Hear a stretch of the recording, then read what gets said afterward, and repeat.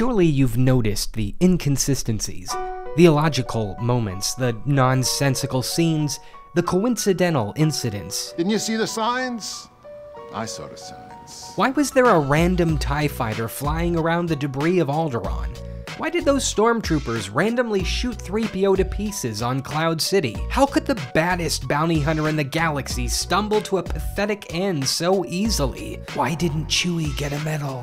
What if I told you that these peculiarities weren't just isolated incidents of creator oversight, but were hints at something greater, something sinister at play beneath the surface of the Star Wars saga? As if just off screen, a puppet master was carefully pulling the strings of circumstance to put all the proper players into place. I'm running out of alliterations. What if these narrative blips were dots meant to be connected? Let's cut to the chase. Time is money. You want the truth, and I've got it. Here they are, the men truly responsible for the start of the Skywalker saga. Yes, men, that's right, not one puppet master, but two. Always two there are. Two men who either wittingly or unwittingly played a hand far greater in the saving of the galaxy than even Han Solo, Wedge Antilles, or that weird-looking fish dude that sat next to Lando Calrissian on the Millennium Falcon during Return of the Jedi. Yeah.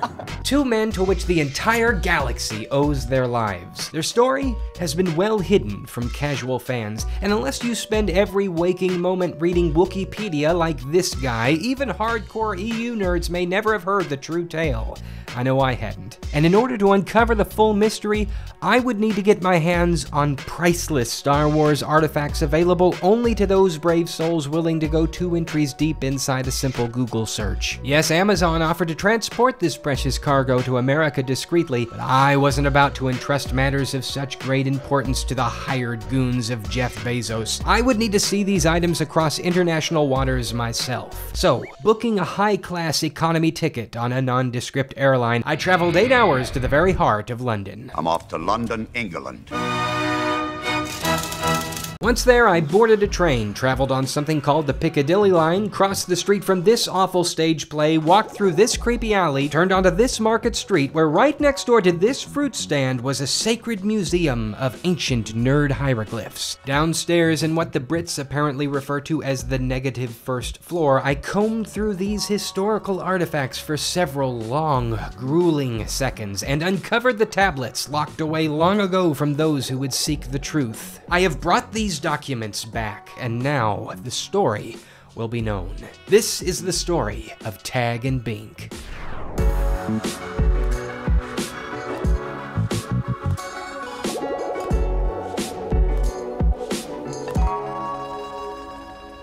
First things first, original movie timeline. Tag Greenlee and Bink Otana are 2 rebel spies stationed aboard the Tantive 4, which you might recognize as the star cruiser Princess Leia is on at the beginning of the first Star Wars film. And as you're no doubt already aware, in pursuit of said star cruiser is none other than Darth Vader himself. Soon the princess's ship is overtaken, and just as things start popping off at the beginning of episode 4, Tag and Bink decide, like true heroes of the rebellion, they'd rather get out of Dodge than face the Dark Lord of the Sith. So they stow away in a very familiar corridor where they run into a very familiar protocol droid. I am C-3PO, human-cyborg relations. 3PO's as loud and obnoxious as ever, and it's not too long before he draws the attention of some nearby stormtroopers who take great pleasure in capturing Tag and Bink. One of these days I'm gonna kill that droid. Bink promises revenge on the mechanical moron, and with good reason. It's this single act of being captured that thrusts the two into the saga's central conflict. While being escorted to Darth Vader for interrogation, Tag and Bink say forget that and slip out of the ship disguised as the enemy. On board the Devastator, they're taken straight to the Death Star and find themselves behind enemy lines for several days. Pretty soon, Princess Leia is brought on board as a prisoner, and Tag decides rather than rescue the damsel in distress, it's time to bounce. They grab a couple TIE fighters and decide to make a break for Alderaan, which, quite conveniently, just happens to be right across from the Death Star itself. Jogging any memories yet? Just as they're making their way there, Grand Moff Tarkin gives the famous order. You may fire when ready. What? And before they know it, they're caught in the fallout.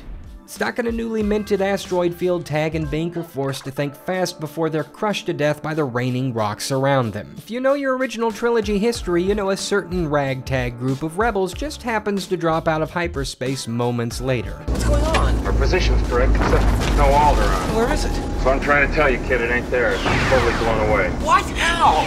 Destroyed by the Empire. There's another ship coming in. It's an Imperial fighter.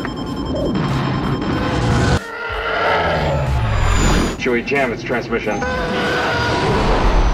That's right, that random TIE fighter that for no reason in particular was cruising around the debris of a recently destroyed planet is none other than Tag and Bink fleeing the Death Star. With no planet to land on, the dynamic duo double back and manage to unwittingly lure the Millennium Falcon right into the hands of the Empire. Look at him, he's heading for that small moon. That's no moon. It's a space station. Very bad feeling about this. So once they're back on board the Death Star, the two then get dragged into standing guard outside a very particular set of tractor beam power controls. Yes, those tractor beam power controls. Give me regular reports, please. Right.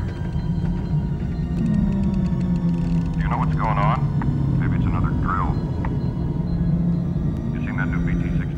You're hearing me right, the two worst security guards in the history of Star Wars aren't actually security guards at all, but a couple of rebel spies happy to look the other way so their buddy Ben Kenobi could pull a few levers and turn a few knobs. See, that's the recurring theme in this story. Tag and Bink are always in the background of the main plot, working quietly to bring about the events of each film, sometimes accidentally, sometimes purposefully. They're seemingly tasked by Darth Vader to be his backup during the Death Star trench run, in which they, not Han, give Luke a clear shot. They steal the Tidarium for the Rebel fleet, they show up late to the Yavin 4 victory celebration and find Chewie's forgotten medal lying on the ground, they catch beef with the one and only Boba Fett, and eventually they make their way to Cloud City to coax Lando Calrissian into lending them a new hyperdrive and giving them a place to lay low. They told me they fixed it. While hanging around Lando's pad, they conveniently run into C-3PO and Bink gets his revenge. Hello? Who are you? Oh my. Oh, I'm terribly sorry. I didn't mean to intrude. No, please don't get up. What'd you do that for? Man, that's the same droid that got us caught on the Tantive 4. Lando's not gonna like this. Oh, like he's gonna find out. Having trouble with your droid?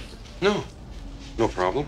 Why? You guys know anything about a droid that was blown up? He did it. Fast forward a bit and they inevitably find their way into the events of Episode 6. Before we know it, Tag has donned Boba Fett's armor for a rescue attempt of Luke, only to get knocked into the Sarlacc pit by Han. Then they intercept the information for the second Death Star from an informant named, get this, Many Bothans. Many Bothans died to bring us this information. Then they sneak onto the second Death Star where they disguise themselves as the Emperor's Royal Guard and witness the final battle between Luke Skywalker and Darth Vader. And they even end up as Force ghosts standing off camera from Anakin, Yoda, and Obi-Wan. Oh, by the way, I totes my goats forgot to mention, they were also Padawans during the prequels, and you best believe they're responsible for half the nonsense that went on in those films too. Blame them for accidentally deleting the records of Kamino from the Jedi archives, catching beef with Boba's daddy Jango, and you know they had a hand in feeding Anakin some lines during his awful attempts at flirting. I don't like sand. It's coarse and rough and irritating, and it gets everywhere.